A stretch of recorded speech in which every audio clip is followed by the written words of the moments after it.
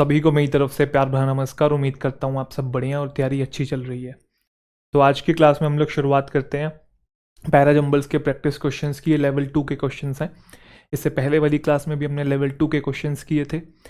अगली क्लास मतलब जो ये वाली क्लास है उसमें भी हमने लेवल 2 के ही करने हैं। ये आपके ऐसे क्वेश्चंस हैं जिस पे आपकी कमांड अगर स्ट्रॉन्ग हो जाती है तो अगर डिफ़िकल्ट क्वेश्चन आपके एग्जामिनेशन में आ जाए तो आप इजीली टैकल कर लेंगे, आप वहाँ पैनिक नहीं करेंगे। तो जो एग्जामिनेशन में लेवल आता है मैं उससे थोड़ा सा लेवल आपको ऊपर ही करवा रहा हूँ। एक नॉच मुझे ऊपर ही करवाना पड़ता है। मैंने सारे क्वेश्चंस में जो आपके पास लेवल 2 आ रहा है मैंने थोड़ा सा उसमें लेवल बढ़ाया ही है ताकि आप पैनिक ना करें, वेल प्रिपेयर्ड रहें। ये बात मैं आपको कई बार बता चुका हूँ।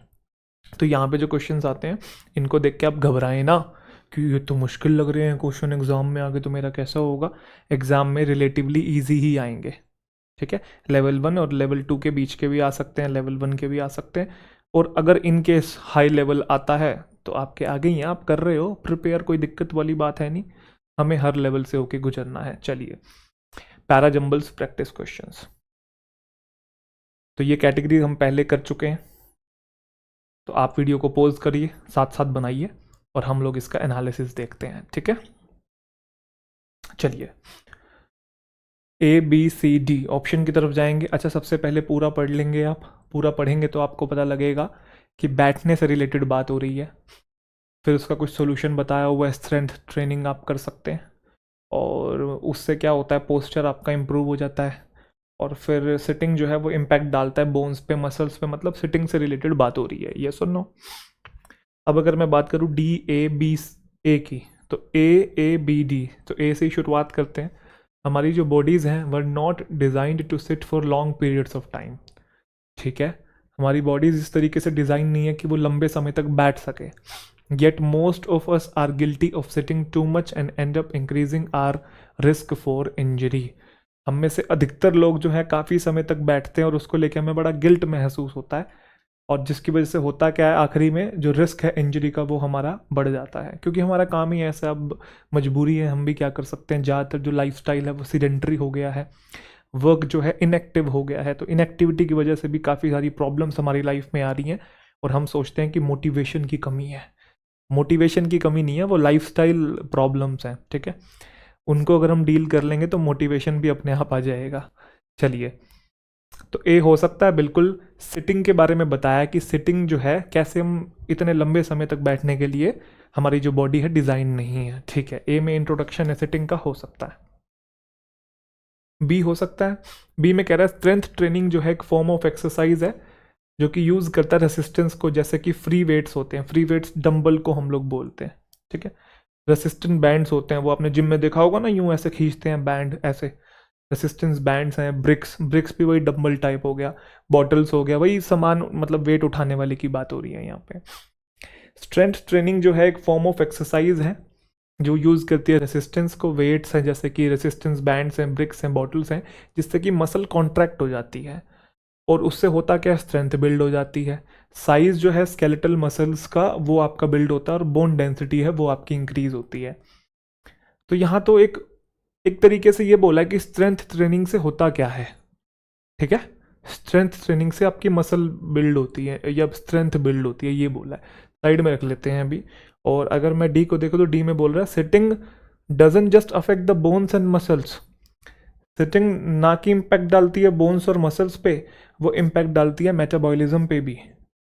And as we gain weight there is more pressure that goes through joints. और जैसे जैसे हमारा वेट बढ़ जाता है तो और प्रेशर जाता है जॉइंट्स के ऊपर और मसल्स के ऊपर, जिसकी वजह से क्या हो जाती है, इंजरी। तो यहाँ पे सिटिंग से होने वाले नेगेटिव इम्पैक्ट बताए हैं। यहाँ पे सिटिंग के बारे में बताया और ये तो कुछ अलग ही बात कर रहा है, ये तो स्ट्रेंथ ट्रेनिंग की बात कर रहा है। अगर हम पूरा पढ़ेंगे तो हमें पता लग रहा है कि सिटिंग से रिलेटेड बात हो रही है। देखो यहाँ पे भी पोस्चर की बात कर रखी है, ये सुन लो। तो ये बात हमको क्लियर है कि सिटिंग हमारा मेन जो टॉपिक है। तो यहाँ तो उसके नेगेटिव इम्पैक्ट बताए हैं, नेगेटिव और पॉजिटिव इम्पैक्ट बाद में बताएंगे। पहले ये बताओ कि सिटिंग जो है उसके बारे में बात हो रही है, वो इंट्रोड्यूस करना है। और वो कहाँ इंट्रोड्यूस हो रहा है, एक ही अंदर, कि जो बॉडीज़ हैं वो डिज़ाइन नहीं है लंबे समय तक बैठने के लिए। फिर भी हम में से काफ़ी सारे लोग लंबे समय तक बैठते हैं जिससे कि इंजरी हो जाती है। अब इंजरी किस टाइप की होती है वो आगे चल के बताना पड़ेगा ना, कि क्या क्या प्रॉब्लम होती है। तो पहला ए है। अगर पहला ए है तो ये वाला ऑप्शन गया और आपका ये वाला ऑप्शन गया। अब ए बी की ए डी, तो साफ साफ क्लियर है, ए बी कहाँ से आ गया। अभी सिटिंग की बात हो रही है तो सिटिंग से होने वाले नेगेटिव इम्पैक्ट बताओ। पहले बोला सिटिंग एक नेगेटिव चीज़ है, अब उससे होने वाले इम्पैक्ट की नेगेटिव चीज़ तो है, इम्पैक्ट क्या आ रहा है, बोन्स और मसल्स जो हैं वो अफेक्ट हो रही हैं, मेटाबॉलिज्म हो रहा है, फिर वेट भी बढ़ जाता है, उससे और प्रेशर आता है जॉइंट्स के ऊपर जिससे कि इंजरी हो जाती है। इंजरी और इंजरी को आप रिलेट कर सकते हैं, तो मतलब ए और डी का पेयर है, कहने का मतलब आपका फोर्थ आंसर हो जाएगा। फिर बी और सी को एक बार पढ़ लेते हैं आगे। स्ट्रेंथ ट्रेनिंग हमने बता दिया आपको कि एक एक्सरसाइज है जिसमें ये चीज़ें होती हैं जिससे कि आपकी स्ट्रेंथ बिल्ड होती है। फिर बी और सी का भी आपको लिंक दिख रहा है, देखो आंसर तो हमने निकाल दिया लेकिन बी और सी का भी लिंक है। स्ट्रेंथ ट्रेनिंग से अगर स्ट्रेंथ बिल्ड हो रही है तो फिर स्ट्रॉन्गर मसल से आपका पोस्चर भी इंप्रूव होगा। तो पहले बताया कि एक ट्रेनिंग होती है जिससे कि स्ट्रेंथ बिल्ड होती है, और अगर आपकी मसल स्ट्रॉन्ग है, आपके शरीर में स्ट्रेंथ है, तो फिर उससे आपका पोस्चर भी अच्छा होगा, इंप्रूव होगा, जिससे कि बेटर सपोर्ट मिलेगा जॉइंट्स के लिए, और रिड्यूस हो जाएगा रिस्क इंजरी का from everyday activities. Also prevent one of the leading causes of death, that is physical inactivity. ये भी, इस फिजिकल इनएक्टिविटी से भी डेथ होती है, one of the leading causes है, तो इससे भी आप बच पाएंगे। तो ये करेंगे तो इससे इंप्रूवमेंट होगी, है ना। तो बी सी का भी पेयर है, तो चौथा एकदम सही आंसर था। रेडी, चलो सबसे पहले हम लोग पढ़ेंगे ए बी बी, या तो ए पहला है या बी पहला है। ए में बोला हिस्ट्री जो है मदद कर सकती है हमारी क्या करने में, to become better informed citizens, एक ऐसा सिटीजन बनने में जिसे अच्छी नॉलेज है आसपास के एनवायरनमेंट की, जो कि एक्टिव रोल लेता है, या एक्टिव रोल जिसका होता है किसमें, पॉलिटिक्स में, थ्रू एजुकेटेड डिबेट्स। ऐसा नहीं है कि वो टीवी न्यूज़ चैनल की डिबेट देख के आप इन्फॉर्म्ड सिटीजन बन गए हैं, अच्छे से पढ़ाई करके, ठीक है, अपने बेसिक्स क्लियर करके। तो एजुकेटेड डिबेट्स के थ्रू अगर आप पॉलिटिक्स में एक्टिव रोल आपका आता है तो हिस्ट्री उस चीज़ में आपकी मदद कर सकती है। And by refining people's core belief, और हिस्ट्री जो है वो लोगों के जो कोर बिलीफ हैं, जो हमारी आइडियोलॉजीज हैं, उनको भी रिफाइन कर सकती है, हैंस ट्रांसफॉर्म कर सकती है कि आप एक बेटर सिटीजन बन जाएं और ओवरऑल एक गुड पर्सन बन जाएं। तो हिस्ट्री की इंपॉर्टेंस बताइए यहाँ पे, ठीक है, हिस्ट्री के बेनिफिट्स बताए हैं एक तरीके से। चलो और कौन सा बोला है, बी बोला है ना। बी में बोला है कि हिस्ट्री जो है वो इम्पोर्टेंट है पढ़ना, क्योंकि ये असेंशियल है हम सबके लिए, ताकि हम अपने आप को समझ सकें और पूरी दुनिया जो हमारे इर्द गिर्द है उसको समझ सकें। There is a history of every field and topic from medicine to music to art. हर चीज़ की हिस्ट्री है, चाहे आप बात करें मेडिसिन की, म्यूज़िक की, या फिर आर्ट की। ये ज़्यादा जनरल है, ए से ज़्यादा जनरल बी है, क्योंकि एक तो पहले हमें समझने की बात हो रही है और पूरी दुनिया को समझने की बात हो रही है, तो हमारे पास ब्रॉड टर्म है। क्योंकि यहाँ तो सिर्फ और सिर्फ खुद को समझने की बात हो रही है, बेटर इन्फॉर्म्ड सिटीजन बनने की बात हो रही है, यहाँ दुनिया को भी समझने की बात हो रही है, तो ये थोड़ा ब्रॉड है, इंडिपेंडेंट है। और फिर हिस्ट्री को ये भी बताया कि हिस्ट्री का मतलब सिर्फ वो नहीं है वो आप डेट्स याद कर लेते हैं, हिस्ट्री का मतलब हर चीज़ की अपनी हिस्ट्री है, मेडिसिन की, म्यूज़िक की, आर्ट की। तो हिस्ट्री जो है वो एसेंशियल है हम सब के लिए, तो ये थोड़ा ज़्यादा अप्रोप्रिएट है। ए नहीं है, बी है हमारा पहला। बी पहला है तो आपको ये वाले को काटा मारना पड़ेगा। अब बी सी, बी डी की बी ए, तो सी पढ़ना पड़ेगा।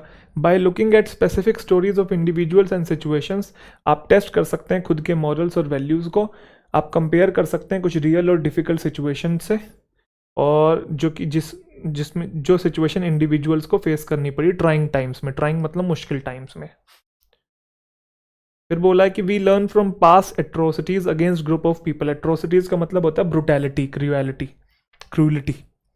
हम सीख सकते हैं किससे, हम सीखते हैं किससे, पास्ट एट्रोसिटीज से, अगेंस्ट ग्रुप ऑफ पीपल, मतलब काफ़ी सारे लोगों के अगेंस्ट जो ब्रुटैलिटी हुई है, जो बर्बरता हुई है, उससे भी हम बहुत कुछ सीख सकते हैं। जैसे जीनोसाइड हुई है, नरसंहार जिसे हम लोग कहते हैं, वॉर हुई है, अटैक हुआ है। Through this collective suffering we have learn to pay attention to the warning signs leading up to such atrocities.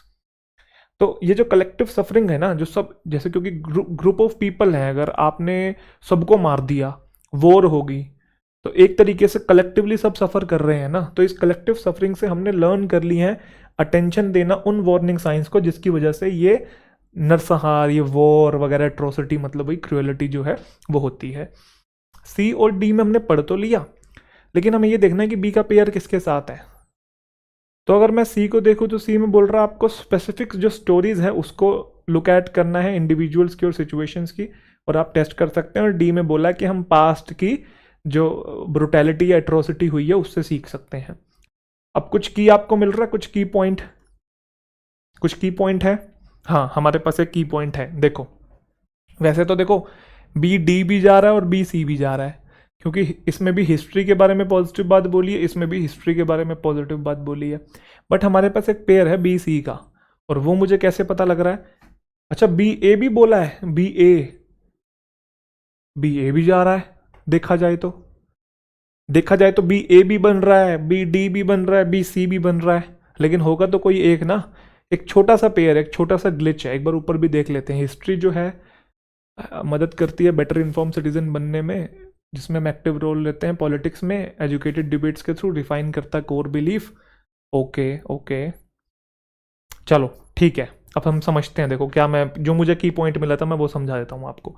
उसने बोला there is a history of every field. इस चीज को पकड़ो आप, हर चीज की हिस्ट्री है, हर टॉपिक की हिस्ट्री है, चाहे वो मेडिसिन हो, म्यूजिक हो या आर्ट हो। फिर यहाँ पे की पॉइंट छोटा सा मुझे दिखाई दे रहा है, specific stories of individual. Specific stories का क्या मतलब है? Specific stories of individuals and situations. अगर उन पे ध्यान देते हैं तो हम खुद की मॉरल वैल्यूज को भी टेस्ट कर सकते हैं। एवरी फील्ड का मतलब हर एक फील्ड की बात हो रही है, प्रत्येक, ये भी किसी भी फील्ड की। हालांकि नाम 2-3 दिए हैं बस, लेकिन हर फील्ड की बात कर रहा है। और स्पेसिफिक स्टोरी का भी क्या मतलब होता है? इंडिविजुअल की स्पेसिफिक स्टोरी और सिचुएशन जो है उसकी बात कर रहा है। इंडिविजुअल सिचुएशन की भी बात कर रहा है। सिचुएशन मतलब पॉलिटिक्स की अलग सिचुएशन है, म्यूजिक की अलग सिचुएशन है, आर्ट की अलग सिचुएशन है, समझ रहे हो, मेडिसिन की अलग सिचुएशन है। तो मतलब वो हिस्ट्री की बात कर रहा है।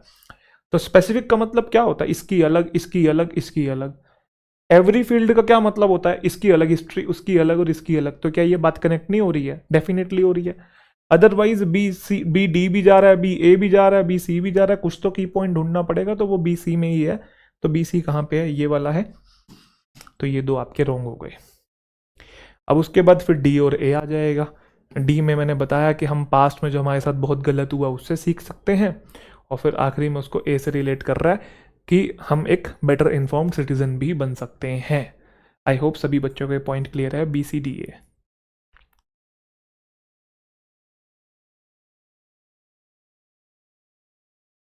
बताओ।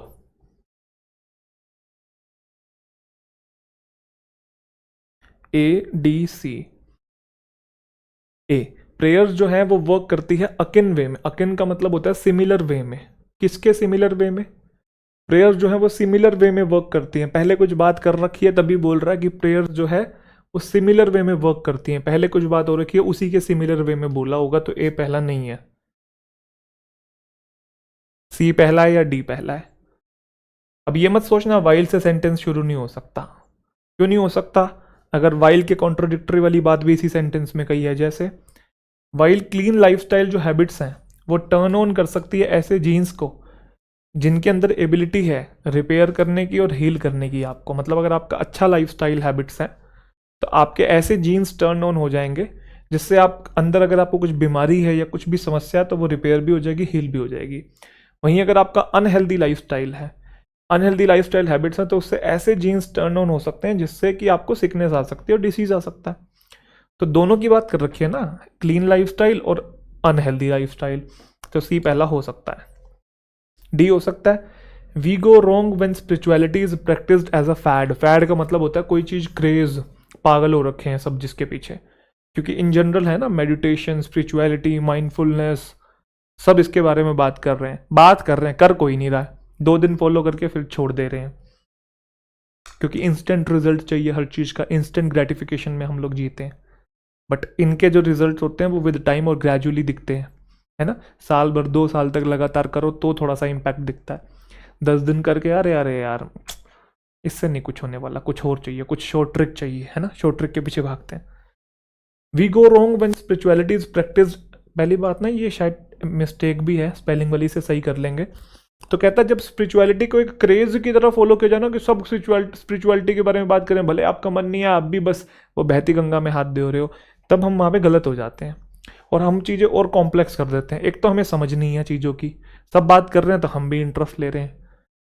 If you pray let those prayers and their teaching slip into your daily life. अगर आप प्रे करते हैं तो उस प्रेयर्स को और उनकी टीचिंग को अपनी डेली लाइफ में लेके आइए। देखो प्रे की बात कर रखी है यहाँ पे, लेकिन आपको नहीं लगता प्रे पहले यहाँ पे इंट्रोड्यूस किया है कि प्रेयर्स भी सिमिलर वे में काम करती है, जैसे वो इवोक करती है, आपके अंदर जागृत करती है पॉजिटिव इमोशंस को, जिनके अंदर कैपेसिटी होती है एक्टिवेट करने की गुड जीन्स को, provided it is done in the right way, अगर बशर्ते कि सही तरीके से किया जाए।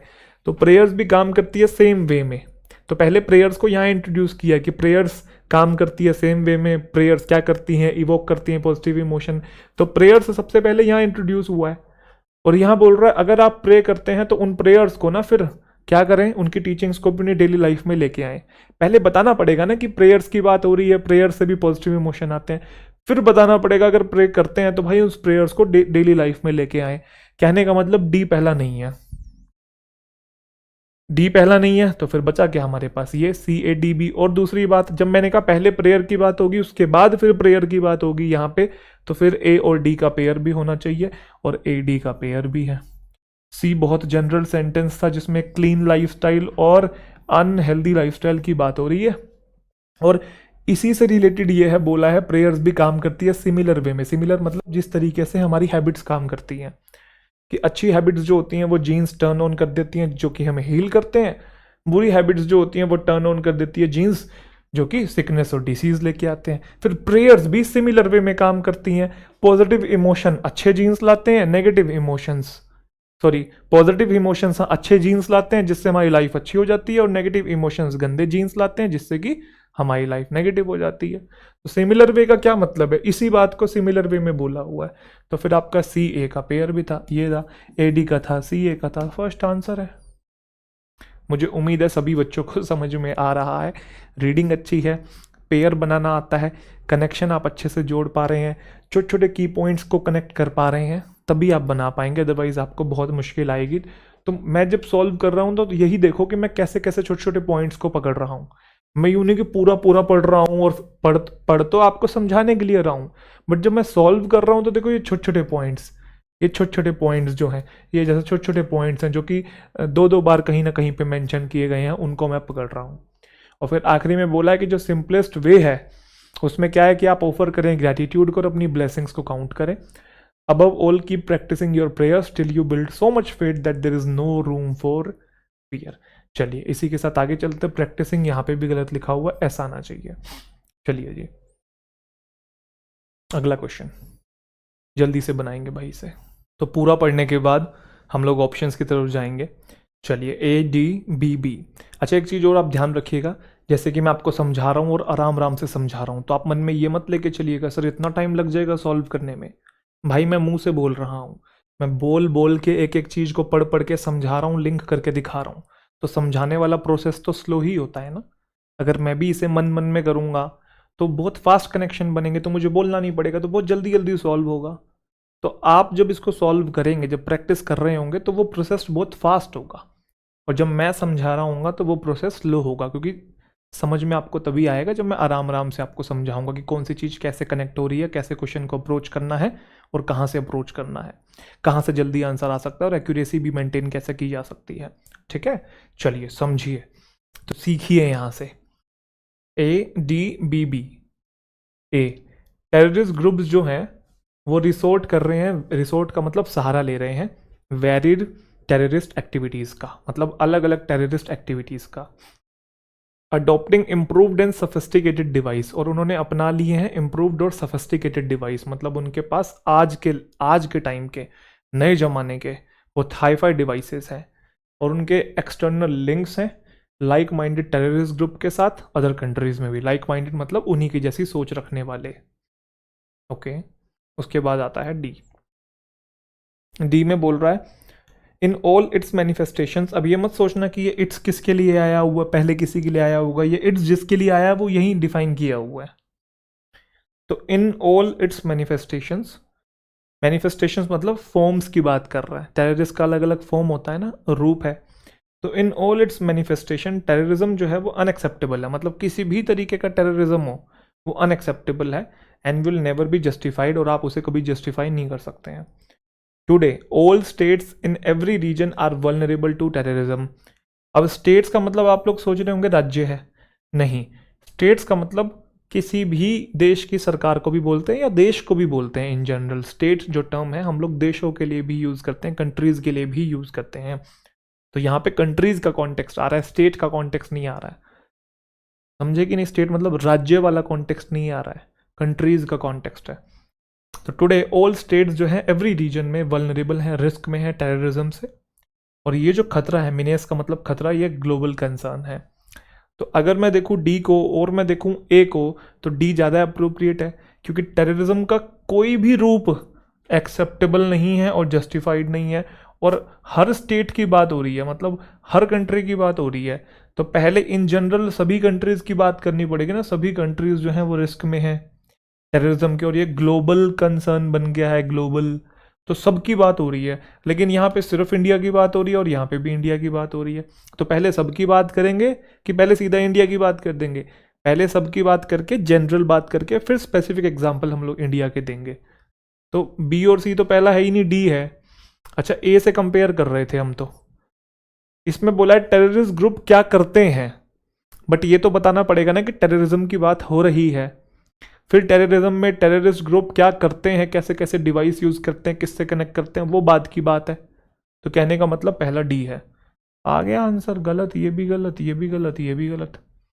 बी पहला हो नहीं सकता, क्योंकि इंडिया का नाम पहले आ नहीं सकता, पहले ऑल स्टेट्स बोलना पड़ेगा, ग्लोबल कंसर्न बोलना पड़ेगा, फिर ग्लोबल में किसी पर्टिकुलर देश का एग्जाम्पल देना पड़ेगा।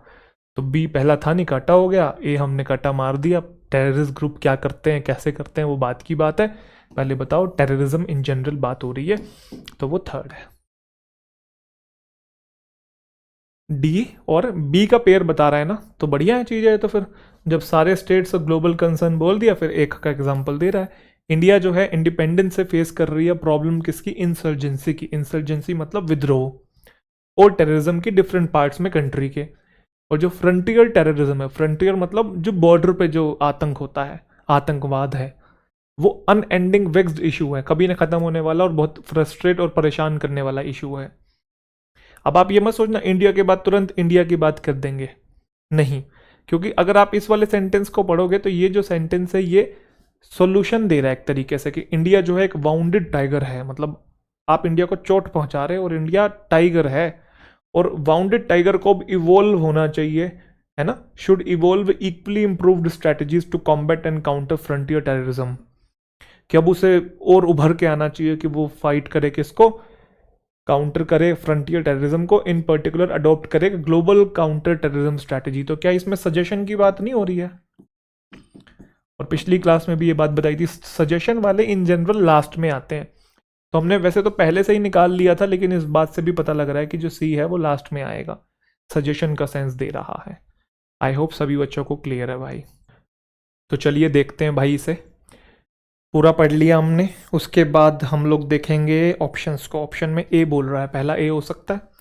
सोशल मीडिया जो है कंट्रीब्यूट कर रहा है लो सेल्फ वर्थ को यंग पीपल के अंदर। कैसे कंट्रीब्यूट कर रहा है? फोस्टर करके, मतलब बूस्ट करके एक ऐसे कल्चर को जिसमें सब चीज़ें परफेक्ट है। बिल्कुल सही बात है, सोशल मीडिया पे परफेक्शन दिखाई जाती है, इंसान जैसा नहीं है वैसा बनने की कोशिश करता है, अपने आप को इस तरीके से दिखाता है कि उसकी लाइफ में सारी चीज़ें परफेक्ट हैं, कोई भी चीज़ ऊपर नीचे नहीं है, कोई भी चीज़ मिसबैलेंस नहीं है, सारी चीज़ें अलाइंड है। या सुन लो, केयरफुली क्यूरेट की जाती है प्रोफाइल्स, अपनी प्रोफाइल्स को इस तरीके से दुनिया को दिखाया जाता है, शो ऑफ करते हैं, जैसी लाइफ नहीं होती वैसा दिखाते हैं, ताकि सामने वाले अप्रिशिएट करें उसे और उसे लाइक करें, एडमायर करें।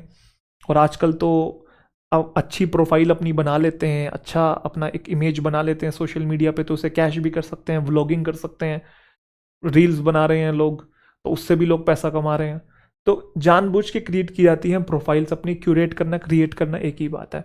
इंडिविजुअल्स प्रेजेंट करते हैं अपना आइडियलाइज्ड वर्जन, परफेक्ट बिल्कुल कपड़े ऐसे, समझ रहे हो? या फिर जैसे व्लॉगर्स अपनी लाइफ ऐसी दिखा रहे हैं कि उनकी ज़िंदगी में कोई प्रॉब्लम ही नहीं है। ऐसा हो सकता है क्या? ऐसा कोई भी इंसान देखा है ज़िंदगी में कि जिसके घर में कोई प्रॉब्लम ही नहीं हो, बस मस्ती चलती है, पार्टी चलती है, सारा दिन घूमना फिरना, ये गाड़ी वो गाड़ी, है ना, कि कोई टेंशन ही नहीं है? ऐसा हो सकता है कभी? नहीं। तो आइडियलाइज्ड वर्जन दिखाया जाता है सोशल मीडिया के ऊपर। तो यहाँ सोशल मीडिया कंट्रीब्यूट कैसे कर रहा है सेल्फ वर्थ को? लो सेल्फ वर्थ को उसके बारे में बता रहा है कि परफेक्शन का कल्चर प्रमोट करके आइडियलाइज्ड वर्जन दिखा के। डी में क्या बोल रहा है, सेल्फ वर्थ जो है इंपॉर्टेंट कंपोनेंट है हमारी ओवरऑल सेल्फ स्टीम का, और इसे डिफाइन किया जा सकता है हमारी सेंस ऑफ वैल्यू या फिर वर्थ की तरह ह्यूमन बीइंग की। और कुछ लोगों के लिए, कुछ यंग लोगों के लिए सोशल मीडिया कंट्रीब्यूट करता है लो सेल्फ वर्थ को। अगर मैं ए और डी को देखूं तो यहाँ पे नॉर्मली बात की है कि सेल्फ वर्थ जो है इंपॉर्टेंट पहलू है ओवरऑल सेल्फ स्टीम का। सेल्फ स्टीम, सेल्फ कॉन्फिडेंस एक ही बात है। और फिर आगे बोल रहा है कुछ यंग लोगों के लिए सोशल मीडिया कंट्रीब्यूट करता है लो सेल्फ वर्थ। देखो, पहले ये बताना पड़ेगा सोशल मीडिया कंट्रीब्यूट करता है लो सेल्फ वर्थ, इससे सोशल मीडिया से लो सेल्फ वर्थ होती है, हमारी जो कॉन्फिडेंस है वो कम होता है। फिर बताना पड़ेगा कैसे कि वो कंट्रीब्यूट करता है प्रमोट करके, फोस्टर करके कल्चर के, परफेक्शन के कल्चर को, जिसमें लोग अपनी प्रोफाइल को क्यूरेट करते हैं केयरफुली, बिल्कुल ऐसे दिखाते हैं अपनी लाइफ, सामने वाले को लगे मस्त है इसकी जिंदगी। तो पहले डी होना चाहिए, बाद में होना चाहिए। हम वैसे फर्स्ट ढूंढ रहे थे बट ए फर्स्ट नहीं है। पहले बताना पड़ेगा कंट्रीब्यूट करता है, फिर बताना पड़ेगा हाउ। पहले व्हाट और फिर हाउ। नहीं समझे मेरी बात? तो डी ए का पेयर है। और फिर देखो यहां क्या बोला, in addition to the pressure to present a perfect image, idealised version, perfection और इन एडिशन टू बोला है। तो पहले बात कर दी परफेक्शन की और आइडियलाइज्ड वर्जन की। आइडियलाइज्ड मतलब वही परफेक्ट वर्जन। तो उसके एडिशन में बोल रहा है कि एक ये तो प्रेशर होता ही अपनी परफेक्ट इमेज दिखानी होती है, सोशल मीडिया ऑल्सो क्रिएट करता है एक सेंस ऑफ कंपटीशन यंग लोगों के बीच में, जिससे कि हमें ये फील होता है हम उतने अमीर नहीं है यार जितने की सामने वाला है, यार हम कुछ मिस आउट कर रहे हैं अपनी ज़िंदगी में, कुछ इंपॉर्टेंट लाइफ एक्सपीरियंस हमारी ज़िंदगी में नहीं है, इनकी में सब कुछ है। ऑल्सो, इन एडिशन टू, तो ए में कोई बात कर दी है परफेक्शन की, बेस्ट वर्जन की, तो उसी से रिलेटेड ये भी तो है। तो डी ए बी का ब्लॉक है। देखो डी ए बी का ब्लॉक यहाँ पे भी है और डी ए बी का ब्लॉक यहाँ पे भी है, यहाँ नहीं है और यहाँ नहीं है। अब देखना सी कहाँ आएगा, शुरू में कि एंड में। अब सी में बोला है you weren't meant to live your life mindlessly staring at screen.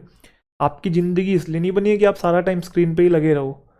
Develop करो एक न्यू स्किल्स को, जिससे कि आपको हेल्प मिलेगी इंप्रूव करने में आपकी सेल्फ स्टीम को। यहाँ पे सेल्फ स्टीम को इंप्रूव करने की बात हो रही है कि न्यू स्किल को डेवलप करो। And the best way to get the most out of life is to truly live it yourself, कि लाइफ में जो है जैसा है उसी पल में जियो। तो यहाँ पे सोल्यूशन और सजेशन दिया जा रहा है बेटा, जहाँ तक मुझे ये बात समझ में आ रही है कि डेवलप करो भाई, हेल्प करेगी उस, डेवलप करो क्या, न्यू स्किल, जिससे कि मदद मिलेगी इंप्रूव करने। पहले बताना पड़ेगा ना कि सोशल मीडिया कंट्रीब्यूट कर रहा है लो वर्थ या लो सेल्फ वर्थ, फिर कैसे कर रहा है, इन एडिशन टू और कैसे कर रहा है, फिर आप उसको इंप्रूव करने की बात करोगे ना। तो सी एंड में आना चाहिए। एंड वाला कहाँ है, ये रहा, मतलब थर्ड आपका आंसर हो जाएगा। सभी स्टूडेंट को समझ में आया यहाँ पे हुआ क्या? और एक्चुअल में ऐसा है भी, सोशल मीडिया से कंपैरिजन लूप आता भी है। जितना ज़्यादा हम लाइफ में परेशान नहीं है ना, सोशल मीडिया जब चलाते हैं ना, उतना हम परेशान हो जाते हैं। लाइफ हमारी उतनी भी, मतलब सच बताऊं तो दुखदाई नहीं है। हो सकता है कुछ की हो, मान लिया ज़िंदगी में प्रॉब्लम्स हो सकती हैं, बट सोशल मीडिया से वो प्रॉब्लम एक्सेसरबेट हो जाती है, एग्रेवेट हो जाती है, बद से बदतर बन जाती हैं। ऐसा तो नहीं कहूँगा कि मैं किसी की ज़िंदगी में कोई प्रॉब्लम है ही नहीं, सबकी ज़िंदगी में होती है, मेरी ज़िंदगी में भी है। हालांकि कोई इंसान अगर सोशल मीडिया पे आके दिखा नहीं रहा है तो उसका मतलब ये नहीं है कि उसकी लाइफ में प्रॉब्लम नहीं है। देखो दो पहलू होते हैं।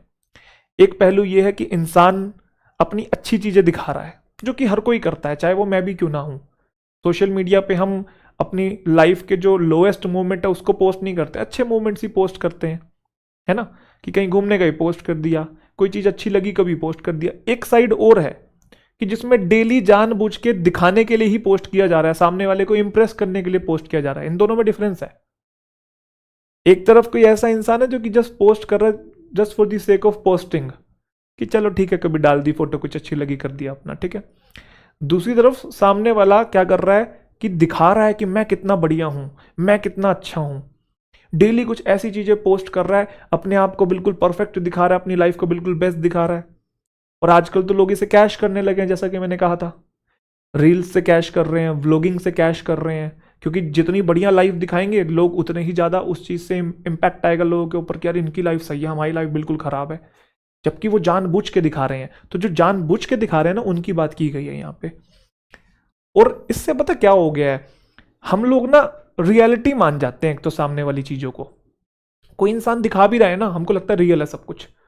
अरे भाई, अगर कोई दिखा रहा है अपनी परफेक्ट लाइफ, तो आप इतने तो कॉमन सेंस लगा सकते हैं ना कि जिंदगी किसी की भी ऐसी नहीं है जिसमें कि कोई प्रॉब्लम ना हो।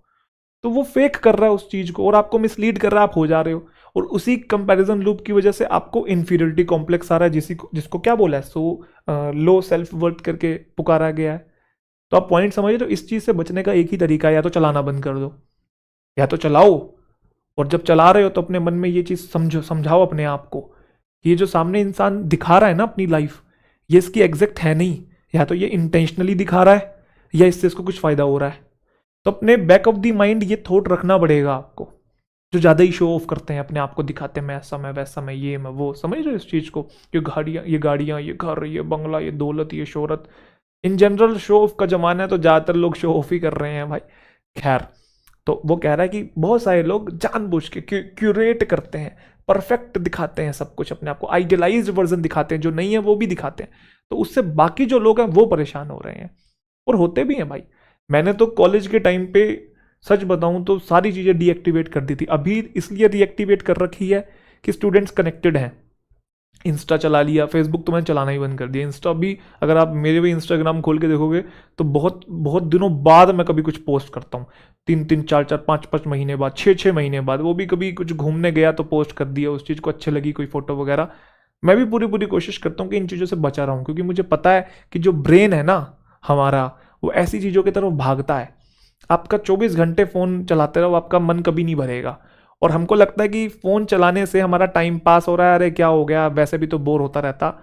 लेकिन वो सबकॉन्शियसली नेगेटिवली कितना ज़्यादा इम्पैक्ट डाल रहा है हमारे दिमाग के ऊपर, हमको ये चीज़ नहीं पता होती है। और हम बाकी लाइफ में दूसरी चीज़ों में सोल्यूशन ढूंढते रहते हैं कि यार मेरी ज़िंदगी अच्छी नहीं हो रही, ये नहीं हो रहा है, वो नहीं हो रहा है। जबकि प्रॉब्लम जो है काफ़ी हद तक सोशल मीडिया है, काफ़ी हद तक। तो उसने आखिरी में यही सजेशन दिया, बेटा, कि न्यू स्किल डेवलप करो। सारा दिन जिंदगी बस माइंडलेसली यूं नहीं बनी है स्क्रीन पे ही आप सारा दिन लगे रहोगे। अगर सेल्फ स्टीम बढ़ानी है तो स्किल डेवलप करो, अपने आप को इंप्रूव करो, 2 पैसे कमाओ, जिंदगी में आगे बढ़ो। चलिए जी, उम्मीद है क्लियर हो गया होगा। चलिए आगे बढ़ते हैं। बनाओ बनाओ, वीडियो को पॉज करो।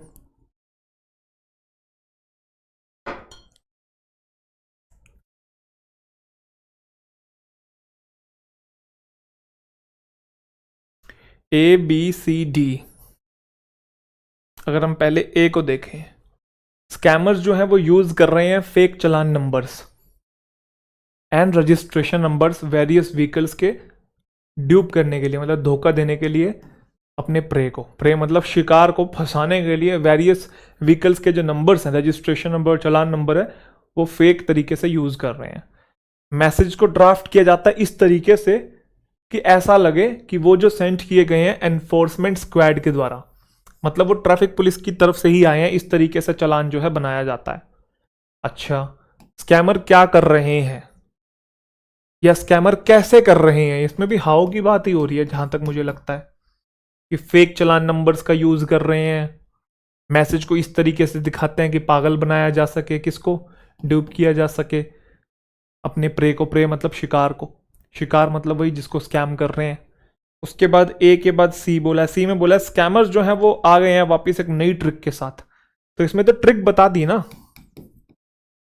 उस ट्रिक को कैसे इंप्लीमेंट किया जा रहा है पहले बताना पड़ेगा ना, कि एक नई ट्रिक आई है मार्केट के अंदर। इंट्रोडक्शन है यहाँ पे स्कैमर का। वो क्रिएट करते हैं ई चालान्स किसके नेम पे, पुलिस के नाम पे और मोटर व्हीकल डिपार्टमेंट के नाम पे, ताकि निकाली जा सके बैंकिंग डिटेल्स किनसे, उनके जो शिकार है उनसे, और लूट किया जा सके उनके अकाउंट्स को। तो न्यू ट्रिक आई है पहले, और न्यू ट्रिक आई है, क्या आई है, क्रिएट कर रहे हैं ई चालान। फिर वो कैसे करते हैं, इस तरीके से करते हैं, बनाते ही ऐसे हैं कि लगे कि एनफोर्समेंट स्क्वाड मतलब यही मोटर व्हीकल डिपार्टमेंट वालों ने भेजा है। तो क्लियर हो गया, सी पहला है, ये गलत, ये गलत। अब सी बी कि सी ए। सी ए तो हमने पढ़ लिया, बी पढ़ लेते हैं।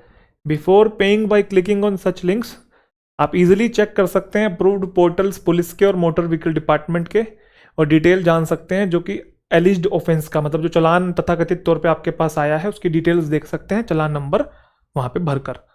ये तो सजेशन हो गया ना फिर से एक। अरे सजेशन एंड में आते हैं यार, आप ये कर सकते हैं, वो कर सकते हैं, ऐसा करना चाहिए, वैसा करना चाहिए, 1000 बार बता दिया मैंने। ये आखिरी में आएगा, शुरू में नहीं आएगा, आखिरी में आएगा, तो फिर ये होना चाहिए ना। दूसरा, सी ए का बन भी रहा है पेयर, सी में बताया कि नई ट्रिक आई है और नई ट्रिक को कैसे वो अंजाम देते हैं, अंजाम है, तो सी ए भी हो गया, बन रहा है भाई, सी ए ज़्यादा अप्रोप्रिएट है, तो फोर्थ आपका आंसर हो जाएगा। ठीक है, कोई दिक्कत। डी भी पढ़ लेते हैं। सी ए हमने पढ़ लिया, बीच में डी रह गया था। एडवांस्ड रोड एनफोर्समेंट एक्टिविटीज का यूज करते हैं। With advanced road enforcement activities using AI powered cameras no one can doubt such fraudy challan. देखो, अभी ट्रैफिक पुलिस आपको रोक के आपका चालान नहीं काट रहा है, बड़े शहरों में खास तौर पर कैमरा ही आपको देखता है, स्पीडिंग ज़्यादा हो गई है आपकी, बेल्ट नहीं पहनी है आपने, रेड लाइट क्रॉस कर दी है, तो ई चालान बन के आपके घर आ जाता है। तो एआई पावर्ड कैमराज हैं, आर्टिफिशियल इंटेलिजेंस जिन कैमराज में बेसिकली यूज हो रही हैं। तो जब एआई पावर्ड कैमराज आ गए ना, तो लोगों को लगता है कि अरे ये तो पुलिस की तरफ से ही आया होगा, डिपार्टमेंट की तरफ से ही आया होगा, क्योंकि पुलिस तो वहां फिजिकली प्रेजेंट है नहीं, आपके घर पहुंच जाता है, आपके मोबाइल पे पहुंच जाता है चालान। तो लोगों को पता ही नहीं लगता है कि एक्चुअल में ये चालान फेक है कि उन्हीं की तरफ से आया, क्योंकि ऑनलाइन हो गया ना सब कुछ। तभी बोला है कि कोई डाउट नहीं कर सकता ऐसे फ्रॉडी चालान्स को। When they attempt to make payment using the links, the bank account details get hacked. और जब वो चालान भरने की कोशिश करते हैं तो बैंक डिटेल हैक हो जाती है। और जब हैक हो जाती है बैंक डिटेल्स, तो उसी के बारे में बताया कि जब आप पे कर रहे हो तो पे करने से पहले एक बार चेक कर लो अप्रूव्ड पोर्टल्स पे कि असली चालान है कि भी नहीं है, कि सीधा लिंक क्लिक किया और पे कर दिया आपने। तो आपका डीबी का पेयर भी है, तो देखो डीबी का पेयर भी बन रहा है। इसी के साथ ये वाला भी खत्म होता है। आगे बढ़ते हैं, बनाओ भाई इसे जल्दी से। चलो भाई देखो इसे, तो पूरा पढ़ा हमने, ऑप्शन की तरफ गए। ऑप्शन में ए पहला बोल रहा है, फ्रॉम अ यंग एज हमें सिखाया गया है कि जो ईटिंग वेल है उससे हमें मदद मिलती है, look and feel our physical best. मतलब अगर हम अच्छा खाते हैं तो हम अंदर से अच्छा फील भी करेंगे और हम दिखेंगे भी अच्छा। But we are not always told, अक्सर हमें ये नहीं बताया जाता कि जो गुड न्यूट्रिशन है सिग्निफिकेंटली वो अफेक्ट करता है हमारी मेंटल हेल्थ को भी। सिर्फ फिजिकल चीजें नहीं भाई, मेंटली भी गुड न्यूट्रिशन मदद करता है। ठीक है, ये हो सकता है खाने से रिलेटेड बातें की हैं, इंपॉर्टेंस बताई है, इंट्रोड्यूस किया है, बिल्कुल हो सकता है। ए के बाद सी बोला है, सी में बोला है one of the biggest health impairments is society's reliance on processed foods. जो सबसे बड़ी जो हेल्थ में आने वाली प्रॉब्लम है, इंपेयरमेंट मतलब ऑब्स्ट्रक्शन प्रॉब्लम, वो ये है कि सोसाइटी पूरी की पूरी डिपेंड है प्रोसेस्ड फूड के ऊपर। तो प्रॉब्लम, हेल्थ में प्रॉब्लम पहले बताओ ना कि हेल्थ की बात हो रही है, फिर बताओगे हेल्थ में प्रॉब्लम क्या आ रही है। कि हम डिपेंड है प्रोसेस्ड फूड्स के ऊपर। प्रोसेस्ड फूड्स क्या होते हैं? Fast moving consumer goods, chips के पैकेट हो गए, बिस्किट के पैकेट हो गए, ठीक है, या कोई भी चीज़, रियल जूस है जैसे, कोई भी चीज़ जो पैक्ड है, कोई भी चीज़ जो कि पैकेट में है जिसमें प्रिजर्वेटिव एडेड है, तो वो आपका प्रोसेस्ड फूड है। ये जो फूड्स होते हैं हाई इन फ्लावर, फ्लावर समझते हैं, मैदा होता है इनके अंदर। वैसे फ्लावर हम लोग, ये फ्लोर नहीं होता है, आटे को बोलते हैं हम लोग, बट ये यहाँ पे मैदे का सेंस दे रहा है। तो ये जो फूड होते हैं इसमें मैदा होता है, शुगर होता है, और ये ट्रेन करते हैं ब्रेन को to crave more of them. मतलब आप थोड़ा सा खाओगे तो आपका मन करेगा और खाओ और खाओ, rather than nutrient rich foods. ये न्यूट्रिएंट रिच फूड्स नहीं है जैसे कि फ्रूट और वेजिटेबल्स होते हैं। तो देखो यहाँ पे हेल्थ में आने वाली प्रॉब्लम बताई है, और यहाँ पे ना प्रोसेस्ड फूड का नाम ले दिया। प्रोसेस्ड फूड मतलब फूड की एक कैटेगरी बता दी, बट ऊपर क्या बोला है? ऊपर बस खाने से रिलेटेड बात की है कि अगर आप अच्छा खाते हो, ना कि इससे फिजिकल चीजें बढ़िया होंगी बल्कि मेंटली भी अच्छी होंगी। तो पहले खाने की बात करोगे कि खाने के क्या होता है। फिजिकली तो आप अच्छे हो गई, मेंटली भी अच्छे हो गए। फिर आगे चल के हम बात करेंगे कि कौन से टाइप के खाने से क्या होता है। जैसे यहाँ बोला हुआ प्रोसेस्ड फूड से, है ना, ये बहुत बड़ी प्रॉब्लम है, और ये न्यूट्रिएंट रिच नहीं होती है, इसके अंदर फ्लावर और शुगर होता है। जैसे आप बाकी सेंटेंस पढ़ोगे, यहाँ पे भी प्रोसेस्ड फूड्स और शुगर की बात की है। और डी में भी बोला है कि मेंटल हेल्थ को बूस्ट करना है तो आप खाइए क्या, फ्रूट्स खाइए, वेजिटेबल्स खाइए। तो यहाँ पे फ्रूट वेजिटेबल्स की बात होगी, यहाँ पे भी फ्रूट्स और वेजिटेबल्स की बात होगी कि ये खा लीजिए ओमेगा 3 फैटी एसिड्स हो, ऐसा फूड खाना है, सैल्मन हो, डार्क ग्रीन लीफी वेजिटेबल्स खा लीजिए। हर जगह अलग अलग नाम दे रखे हैं कि गंदा खाना, अच्छा खाना, गंदा खाना, और कहाँ है गंदा खाना? यहाँ गंदा नहीं बोला, यहाँ अच्छा अच्छा बोला, अच्छा खाना।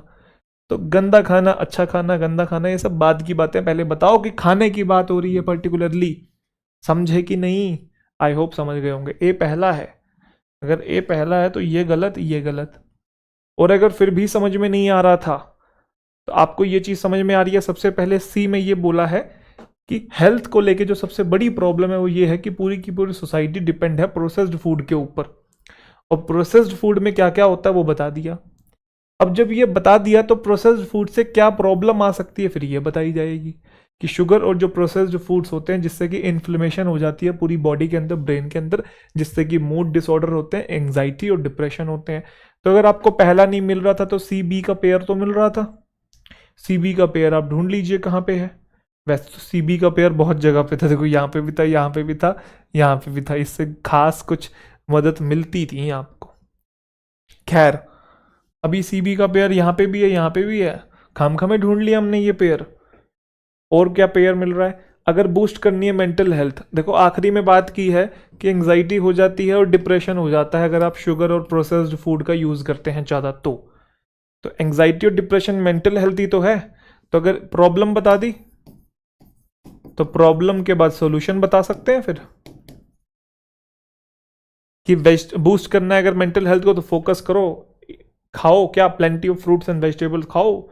ऐसे फूड हो जो ऐसा फूड हो जिसमें ओमेगा 3 फैटी एसिड्स हो, सैल्मन हो, डार्क ग्रीन लीफी वेजिटेबल्स हो, है ना। इन पर्टिकुलर आर ब्रेन प्रोटेक्टिव, ये ब्रेन के लिए बड़ी हेल्पफुल रहती हैं। तो क्या बी डी का भी तो पेयर है? चलो सी बी का तो सबके सामने क्लियर था, बी डी का भी तो है। तो बी डी कहाँ है? बी डी कहाँ है? बी डी ये रहा ना। और बी डी कहीं पे भी नहीं है वैसे देखा जाए तो, ये भी नहीं है, ये भी नहीं है, वैसे भी हमने ऊपर वाला काटा मार दिया था, यहाँ पे भी नहीं है, सिर्फ सेकंड में है, तो मतलब यही वाला आंसर है। और पहला ए एकदम क्लियर है। फिर ए के बाद हेल्थ में जो प्रॉब्लम है वो बता दी, फिर उस प्रॉब्लम से क्या हो जाता है वो बता दिया, और उस प्रॉब्लम का फिर सोल्यूशन बता दिया। A C B D. अगला,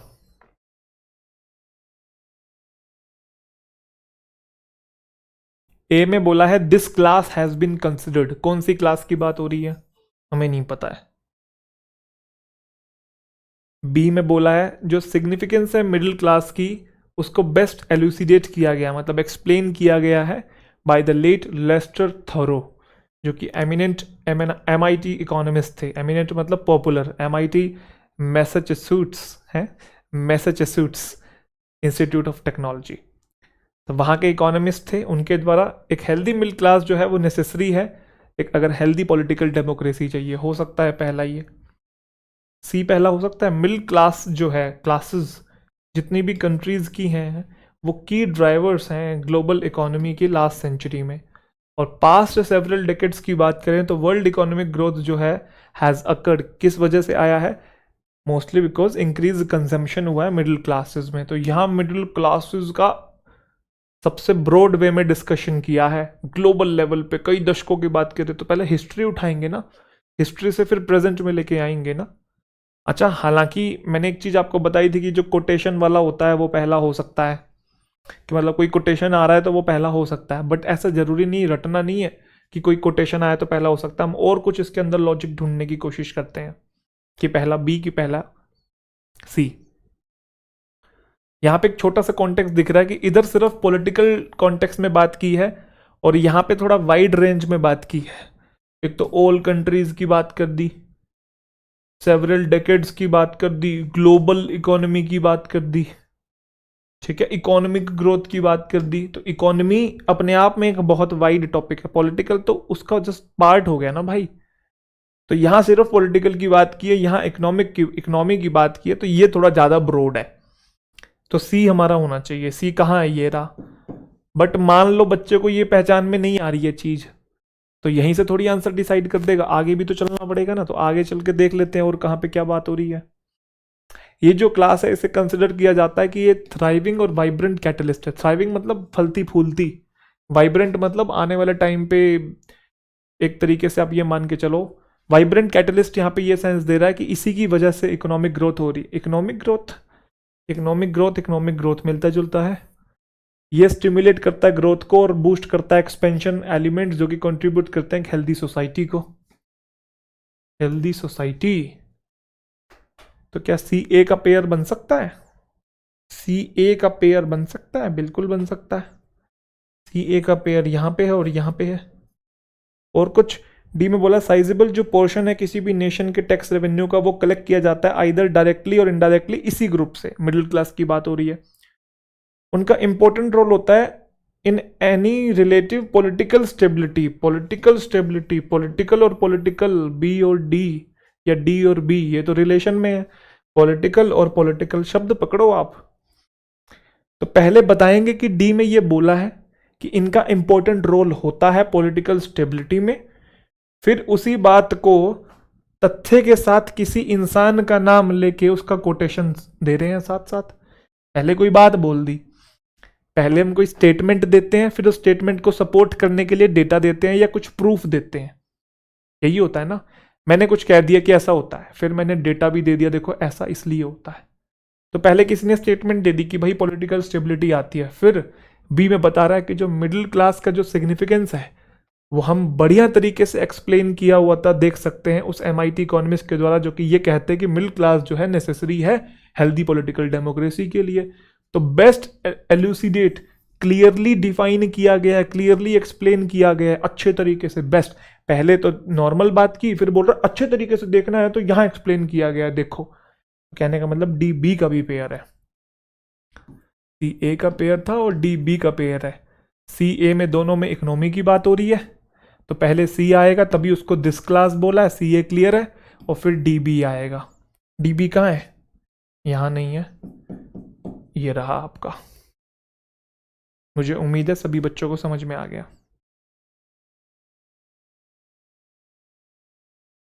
ए डी बी सी सारे ही चेक करने हैं।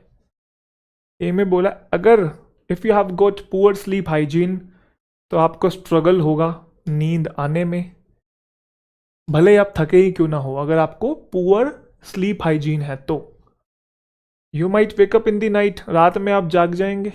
To making it even harder to get enough shut eye, नींद आएगी नहीं, वो मुश्किल हो जाएगा। ओके, ए के बाद बी, फिक्स करो अपना circadian rhythm. Circadian rhythm basically हमारी बॉडी का इंटरनल क्लॉक है कि कुछ काम दिन वाले हैं तो दिन में ही करने हैं और रात वाले काम रात में ही करने हैं। मतलब दिन में उजाला है तो जितने भी अपने रोजमर्रा की जिंदगी के काम है वो कर लिए, और फिर रात में अंधेरा हो गया तो वो सोने का टाइम है। ये एक बॉडी की नेचुरल रिदम है, नेचुरल क्लॉक भी यही कहती है। कुछ लोग वैसे रात को एक्टिव रहते हैं, दिन में कम रहते हैं, नॉक्टर्नल जिनको बोलते हैं। अब वो सही है गलत है मैं उसके बारे में बात नहीं कर रहा, सबका अपना पोटेंशियल है। बट इन जनरल अगर हम बात करें तो जो सर्कैडियन रिदम है जो ह्यूमंस की, वो ये कहते हैं कि दिन में काम करो रात में सो। इंटरनल नेचुरली हम ऐसे ही हैं। तो फिक्स करो अपनी, ये फिक्स करो, सोल्यूशन नहीं दे रही है, फिक्स करो ये, क्योंकि इंटरनल क्लॉक रन करती है रफली 24 आवर साइकिल और हेल्प करती है कंट्रोल करने में स्लीप साइकिल को। और अगर आप इससे आउट ऑफ सिंक हो जाते हैं, मतलब अगर आप इस साइकिल के अकॉर्डिंग नहीं चल रहे हैं, तो आपको थका हुआ तो महसूस होगा बट आपकी बॉडी सोने के लिए तैयार नहीं होगी, आप स्ट्रगल करेंगे सोने के लिए। ड्रिफ्ट ऑफ का मतलब होता है स्ट्रगल करना। तो फिक्स करो इसे, ये तो सोल्यूशन टाइप आ रहा है भाई, बी पहला नहीं होगा। आपका जो बिहेवियर होता है ना ड्यूरिंग द डे, वो आपको रोकता है सोने से नाइट में। Even when you are tired, इसको कहते हैं पुअर स्लीप हाइजीन। यहां से एक हिंट मिला, इधर बोला अगर आपको है पुअर स्लीप हाइजीन तो आप स्ट्रगल करोगे, और यहां बोल रहा इसे कहते हैं पुअर स्लीप हाइजीन। मतलब कॉन्सेप्ट यहां इंट्रोड्यूस किया, दिस इज नोन एज। तो पहली बार पुअर स्लीप हाइजीन यहां आया, बाद में फिर बताएंगे पुअर स्लीप हाइजीन होता है तो उससे क्या होता है, वो बाद की बात होगी। तो मतलब ए तो पहला नहीं है, लेकिन उसी के साथ सी और ए का पेयर भी तो है, क्योंकि पुअर स्लीप हाइजीन की बात यहां पे भी हुई है, यहां पे भी हुई है, और कहीं तो मुझे दिख नहीं रहा है। तो मतलब सी ए का पेयर है। सी ए का पेयर ढूंढो। अबे यार कैसे पेयर मिल रहे हैं, यहां पे भी है, यहां पे भी है, वहां पे भी है, और कोई ढूंढते हैं। चलो, सॉल्यूशन था ना, तो सी और ए, तो ए में प्रॉब्लम बताई है तो फिर सॉल्यूशन बताना है। तो सॉल्यूशन बी में था कि अगर आपको दिक्कत हो रही है तो फिक्स करो अपना सर्कैडियन रिदम, है ना, फिक्स करो अपना। तो सी ए के बाद बी आना चाहिए। एक बार डी भी देख लेते हैं। Try being more awake during the day, बिल्कुल सही है, बिल्कुल बहुत बढ़िया। देखो फिक्स करो अपना रिदम, पहली बात तो ये। फिर बताया कि रिदम क्या होता है, ये 24 आवर साइकिल होती है जो कि मदद करती है आपको सोने में। अगर आप इससे आउट ऑफ सिंक हो जाते हैं तो आपको दिक्कत आएगी। तो फिर उसके बाद बता रहा है और क्या कर सकते हैं, तो वो कह रहा है कि भाई दिन के टाइम जागने की कोशिश करें, थोड़ा सन के अंदर बास्क करें, मतलब एक्सपोज करें अपनी बॉडी को सन से, सोशलाइज करें दोस्तों के साथ, एक्सरसाइज करें, जिससे कि आपको मदद मिलेगी रेगुलेट करने में आपकी बॉडी क्लॉक को, और आप अच्छा फील करेंगे नाइट टाइम में। तो यहाँ तो बिल्कुल एंड में बहुत पॉजिटिव बातें हो रखी हैं, क्योंकि इधर नेगेटिव बात, इधर नेगेटिव बात, इधर, और ये पॉजिटिव, तो ये सबसे एंड में आना चाहिए अच्छे अच्छे तरीके से। वो दी एंड होता है ना, स्टोरी खत्म हो रही है, तो ये आखिरी में डी जा तो रहा है। तो CABD कहाँ है, CABD ये रहा, थर्ड आंसर है। लास्ट क्वेश्चन है, बनाइए, अंत भला तो सब भला।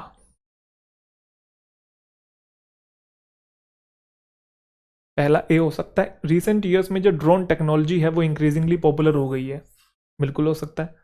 एग्रीकल्चर सेक्टर में इसको यूज़ किया जाता है क्रॉप मैपिंग के लिए, सोइल एनालिसिस के लिए, इरिगेशन के लिए और पेस्ट मैनेजमेंट के लिए। नाइस। बी हो सकता है, one of the key initiative is the digital India campaign, जो कि एम करता है प्रोवाइड करने में डिजिटल इंफ्रास्ट्रक्चर को, कनेक्टिविटी को रूरल एरियाज में। ये जो इनिशिएटिव है ये फोकस करता है ट्रेनिंग पे, एजुकेशन पे, जिससे कि हेल्प मिलती है कि जो लैक ऑफ नॉलेज है उसे एड्रेस किया जा सके और ट्रेन किया जा सके फार्मर्स को। यहाँ तो किसी कैंपेन की बात हुई है। सी, ड्रोन्स जो है वो कैप्चर करते हैं हाई रेजोल्यूशन इमेजेस, तो मतलब ड्रोन की बात हो रही है ना।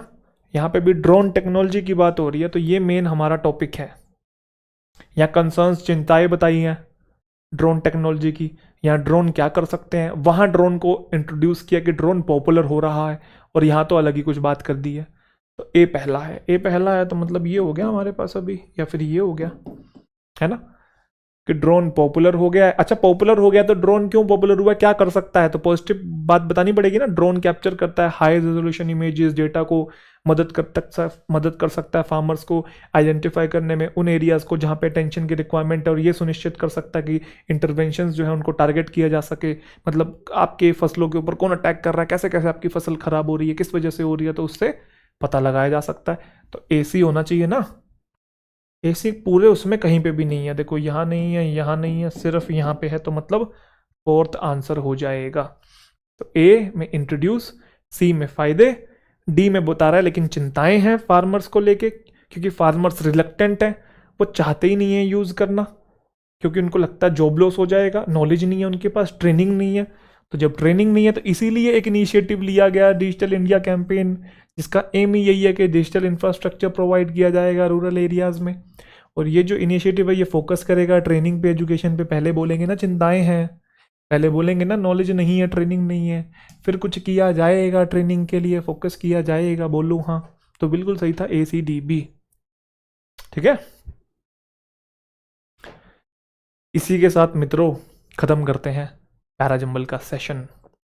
आई होप आपको अच्छे से समझ में आ गई हैं चीज़ें। प्रैक्टिस कीजिए खुद से जितना लगा सकते हैं, मॉक टेस्ट उठाइए, प्रीवियस ईयर क्वेश्चन सॉल्व कीजिए, उससे आपको एक बेटर आइडिया लगेगा कि आपको कैसे अप्रोच करना है क्वेश्चन को, ठीक है। इमिटेट कीजिए, जो चीज़ें मैं सिखा रहा हूँ उसी तरीके से करने की कोशिश कीजिए, छोटे छोटे वर्ड्स को पकड़ के कनेक्ट करिए। यूँ नहीं कि पूरे पूरे सेंटेंस का मीनिंग जोड़ जोड़ के देख रहे हो, इतने में तो रात बीत लेगी। हमें टाइम भी सेव करना है, एक्यूरेसी तो मेंटेन करनी है बट टाइम भी सेव करना है। तो बाकी अपना ध्यान रखिए, मिलते हैं नेक्स्ट क्लास के अंदर। Thank you so much.